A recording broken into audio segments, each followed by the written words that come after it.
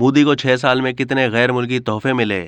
بھارت میں عمائدین کی جانب سے غیر ملکی تحفے قبول کرنے کی بات کی جائے تو سن 2014 سے لے کر 2020 تک موجودہ وزیر اعظم نریندر مودی سمیت 230 وزراء اور اعلیٰ حکام کے 17 کروڑ 76 لاکھ بھارتی روپے مالیت کے 2800 تحفے وصول کیے گئے، جن کی پاکستانی روپے میں مالیت 48 کروڑ 32 لاکھ روپے بنتی ہے، جو پاکستانی عمائدین کی جانب سے وصول تحفے کے مقابلے میں مونگ پھلی کے دانوں کے برابر ہے۔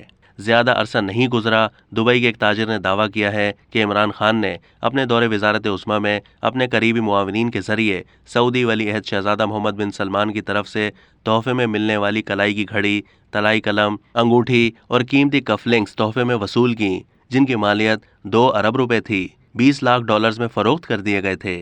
2019 میں بھارت کی سابق وزیر خارجہ آنجہانی شمسا سوراج کو ہیروں سے بھرے زیور، جس کی بھارتی روپے میں مالیت 6 کروڑ 70 لاکھ روپے تھی، سفارتی تحفے کے طور پر دی گئی۔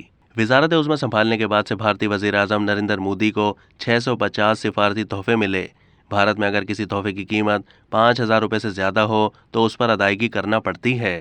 اب تک کے لیے اتنا ہی۔ مزید معلومات کے لیے ڈیلی جنگ کے یوٹیوب چینل کو سبسکرائب کیجیے۔